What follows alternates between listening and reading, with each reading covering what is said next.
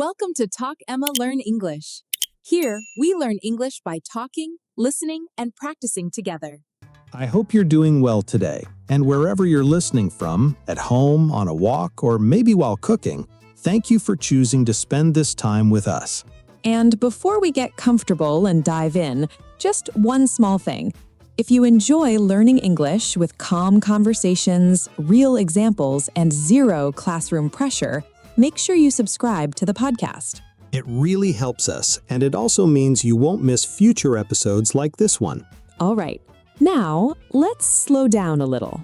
Yeah, no rush today. Jack, how has your day been so far?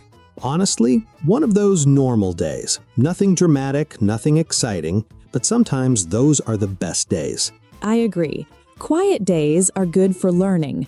Your mind is open, not stressed. Exactly. And today's topic actually fits that mood because it's something many learners think they understand but still feel confused about. Yes, today we're talking about something you've probably seen many times while watching movies, reading stories, or listening to native speakers. And that is would have plus past participle. When learners see sentences like, "I would have called you," or "she would have helped," they often pause.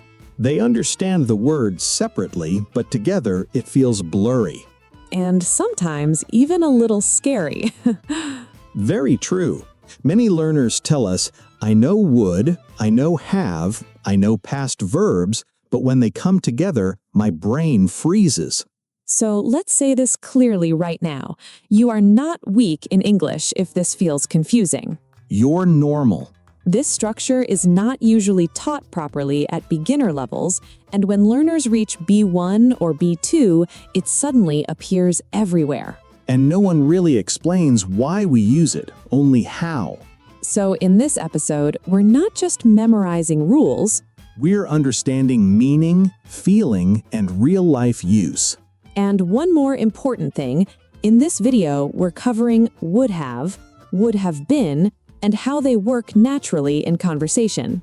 That's why this lesson is best for B1 to B2 learners. If you're A1 or A2, don't worry. You can still listen and absorb the feeling. Think of it like listening to music before you learn the lyrics. Nice example. Thanks. All right, let's begin gently. First question, Jack. Go ahead. Okay, when you hear this sentence, "I would have helped you," what do you feel? I feel regret. Exactly. That's the key emotion here. Would have often carries a feeling, not just information. It talks about a past action, but not a real past action. It talks about a past possibility that did not happen. Let's break that slowly. Yes, slowly, no jumping. Imagine yesterday your friend was moving to a new apartment. Okay, You wanted to help, but you were sick. so I didn't go. Today, you meet your friend and say, "I would have helped you, but I was sick." That sentence tells us three things. Yes, first, you wanted to help. Second, you didn't help. Third, there was a reason. This is the heart of would have. It's not about what happened. It's about what could have happened but didn't. Many learners confuse this with simple past. Right, if you say, I helped you, that's a real action. But "I would have helped you" lives in an imaginary past. A past that exists only in your mind. And in English, we use this structure to talk about regrets, missed chances, polite explanations, and reflections. That's why this structure is very human language. Yes, native speakers use it when they look back and think, if things were different. Let's look at another example. Okay, You would have passed the exam, but you got sick. so what does this mean? It means you didn't pass. But you had the ability. Exactly. The situation stopped you.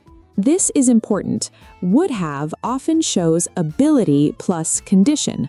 If the condition was different, the result would be different. Now let's talk about form, but without pressure. Yes, just understanding, not grammar fear. The structure is simple. Would plus have plus past participle. For example, would have gone, would have seen, would have done, would have helped. And the past participle is the same one you use with have. Like have eaten, have finished, have been. Exactly. And that brings us to another common form, would have been.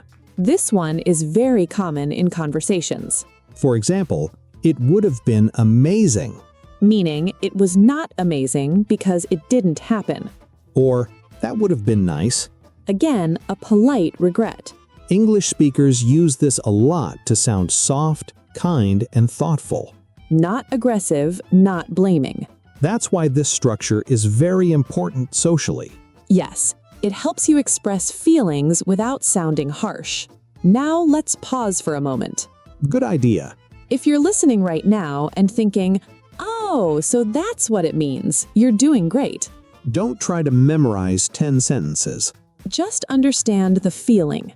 Now we're going to go deeper into daily life examples, common mistakes, and how learners often misuse would have.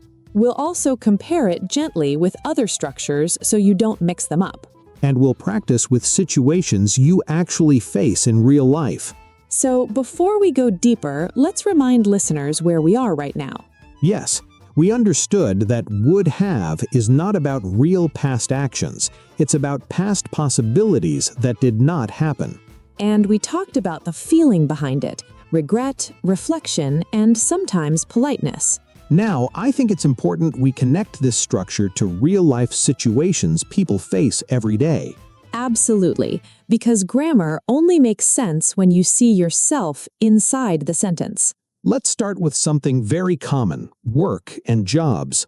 Good choice. Many learners need English for professional life. Imagine this situation. You applied for a job, you prepared well, but on the interview day, you were extremely nervous. And later, when you think about it, you say, I would have answered better, but I was too nervous. That sentence is powerful. Yes, because it shows you had the ability. But something stopped you. Fear, stress, pressure. Now compare this with a wrong sentence learners often say. They say, I answered better, but I was nervous. That sounds confusing. Because answered better means you actually did well. But in reality, you didn't. So, would have answered better fixes the meaning. This is why would have is so important. It protects your meaning. Let's take another job example. Okay. Your manager says, "Why didn't you come yesterday?" And you reply politely, I would have come, but my child was sick. Notice how soft that sounds. Yes, you're not making excuses aggressively. You're explaining a situation calmly. Now let's move to relationships, because this structure is very emotional there. Oh yes, very emotional. Imagine you forgot a close friend's birthday. That already hurts. Later, you meet them and say, I would have called you, but I lost my phone that day. You're showing intention. Exactly. You're saying, I cared, I wanted to. But circumstances stopped you. This is a big difference from saying, I didn't call you. That sounds cold. Would have adds humanity. Now let's talk about common learner mistakes. Very important. Yes, because many learners overuse would have. One big mistake is using it when no condition exists. For example, learners say, yesterday I would have gone to the market. That sentence feels incomplete. Because we are waiting for a reason. Exactly. Would have needs a why. You must say, I would have gone to the market, but it was raining. Or, I would have gone, but I had no time. Without that second part, the sentence feels unfinished. Another mistake is confusing would have with wanted to. Yes, learners often say, I would have to call you. That's a different structure completely. Would have called you is past imagination. Would like to call you is present or future desire. Small difference in words, big difference in meaning. Now let's bring in would have been. This one appears a lot when we talk about situations and feelings. For example, the trip would have been fun. meaning the trip didn't happen. Or it happened badly. Exactly, and we often use it when we look back.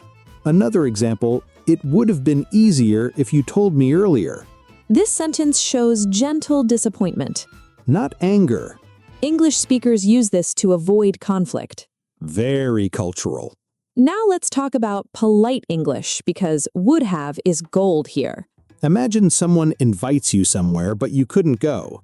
Instead of saying, I didn't come, you say, I would have loved to come, but I had work. That sounds warm. And respectful. This structure helps you sound emotionally intelligent. That's why B1, B2 learners really need this. Now let's do a small comparison to clear confusion. Okay, I didn't help him. Just a fact. I couldn't help him. Shows inability. I wouldn't help him. Shows refusal. I would have helped him.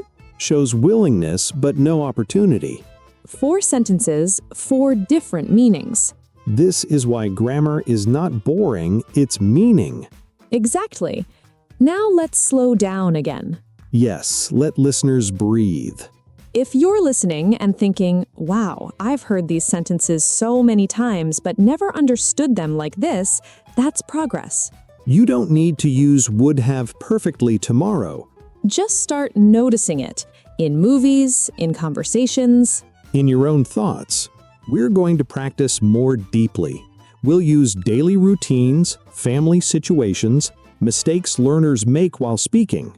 And we'll gently correct them, no pressure. So now that we understand what would have and would have been really mean, this is the part where most learners feel stuck, using it while speaking.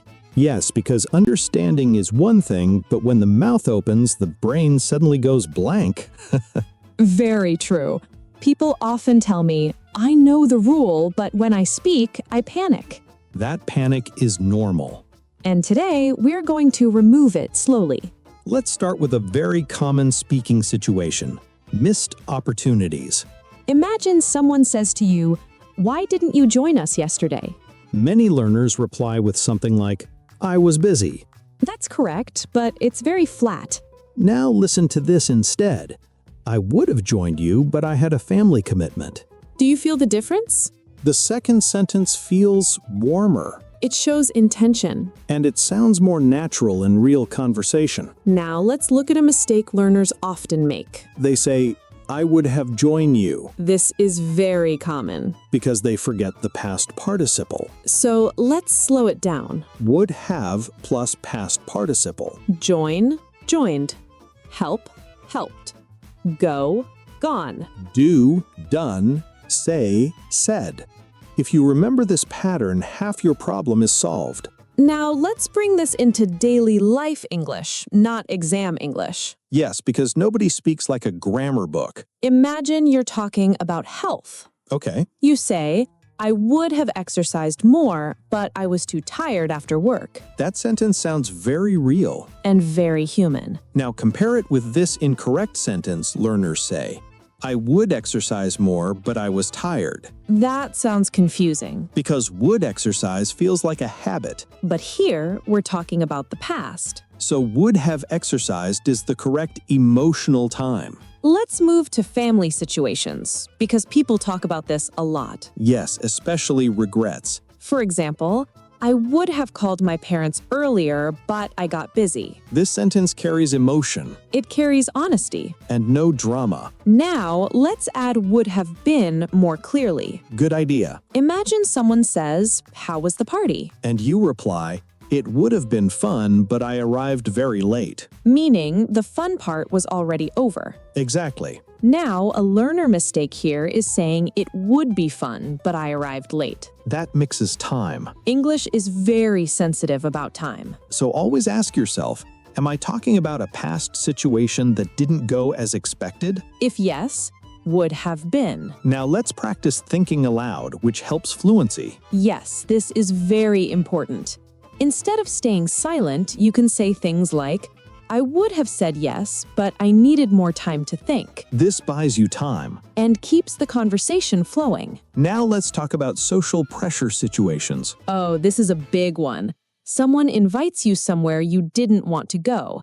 Later, you explain, I would have come, but I wasn't feeling well. Notice how polite that is. English speakers value soft language. This structure helps you sound respectful. Now, let's do a real spoken correction example. Okay, Learner says, I didn't tell you because I forgot. correct, but very direct. Now soften it.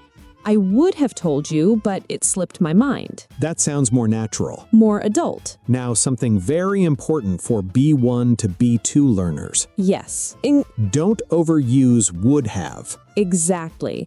Use it when there is a reason, a condition, or a reflection. Not for every past sentence. Otherwise, it sounds forced. Now let's pause for a second. If you're listening and thinking, I actually say these things in my language, you're right. You already think this way. English is just giving you a tool. Okay, now it's time to bring everything together. Yes, today we've learned would have and would have been, how to use them, and how to sound natural. And the key is practice, not just reading examples, speaking them aloud. Let's start with a typical day scenario. Imagine you overslept. You tell a friend, I would have woken up earlier, but my alarm didn't ring. Simple, real, and polite. Exactly.